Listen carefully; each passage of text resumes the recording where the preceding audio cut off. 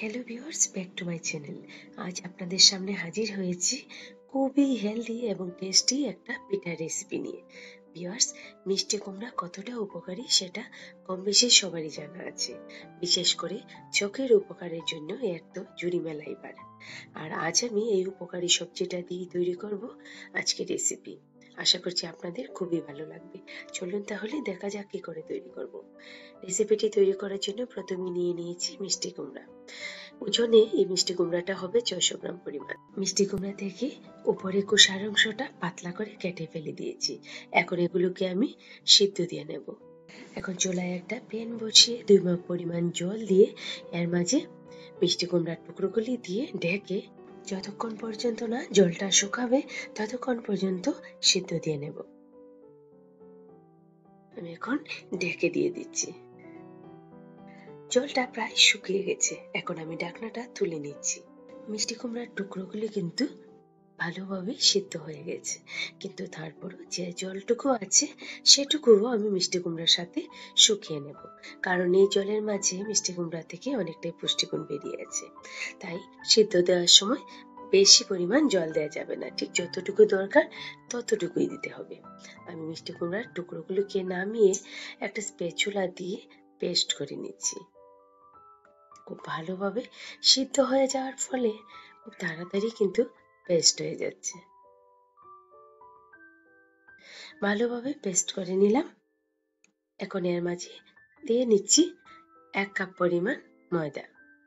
এতে বাড়তি জল দেওয়ার কোনো দরকার নেই। মিষ্টি কুমড়ার সাথে ময়দাটা মাখলে এমনিতে নরম হয়ে যাবে। ময়দা দেওয়ার পর দিয়ে নিচ্ছি 2 চিমটি পরিমাণ লবণ।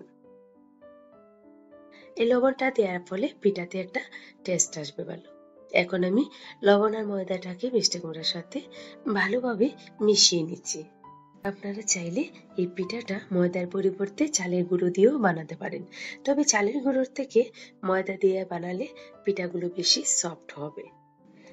মিষ্টি কুমড়ার সাথে ময়দাটাকে খুব ভালোভাবে মিশিয়ে নিলাম। এখন পিঠা ভাজার আগে একটা শিরা তৈরি করে নেব, তাই চলে যাচ্ছি নেক্সট স্টেপে। আমি এখন আবার চুলায় একটা প্যান বসিয়ে দিয়ে দিচ্ছি 1 কাপ পরিমাণ চিনি, তার সাথে দিচ্ছি 2 কাপ পরিমাণ জল। এই শিরাটা খুব বেশি ঘন বা আঠালো হবে না, আবার একদম জলের মতো পাতলাও হবে না।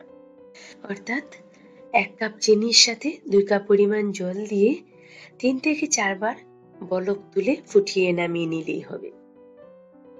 আমি এর মাঝে দিয়ে দিলাম 4টা এলাচ থেতো করে। এখন আমি জলের সাথে চিনিটাকে মিশিয়ে শিরাটাকে বলক তুলে নিচ্ছি। শিরাটা হয়ে গেছে।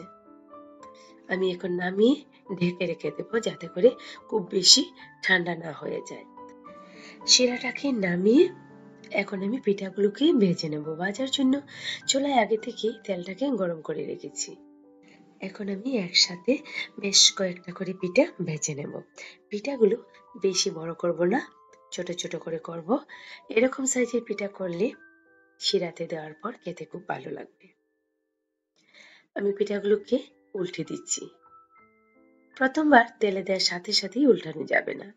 কিছুক্ষণ পর নিচের দিকটা যখন একটু শক্ত হয়ে যাবে তখন উল্টাতে হবে, তা না হলে প্যানের গায়ে লেগে থাকবে। কয়েকবার উল্টে পাল্টে পিঠাগুলোকে লাল করে ভেজে নিলাম। এখন আমি তেল থেকে তুলে সোজা শিরাতে দিয়ে দেব।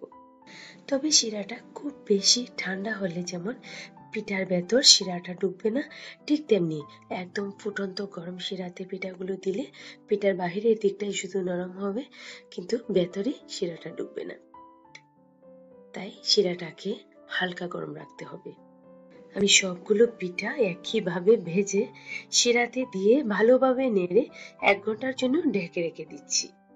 1 ঘন্টা পর ঢাকনাটা তুলে নিচ্ছি। দেখুন, পুরোটা শিরাই কিন্তু পিঠার ভেতর ঢুকে গেছে। তার মানে পিঠাগুলো একদম রসে টুসটুসে হয়ে গেছে। এই পিঠাগুলো একবার খেলে বারবার খেতে ইচ্ছে করে। ভিউয়ার্স, যারা এখনো এই রেসিপিটি তৈরি করেননি তারা আমার ভিডিওটি দেখে একবার অন্তত তৈরি করে দেখতে পারেন। আশা করছি আপনাদের খুব ভালো লাগবে। আর যদি সত্যি ভালো লেগে থাকে তাহলে কমেন্ট করে আমাকে অবশ্যই জানাবেন। আজ তাহলে বিদায় নিলাম। আবার দেখা হবে অন্য কোনো রেসিপি নিয়ে। সে পর্যন্ত সবাই খুব ভালো থাকবেন।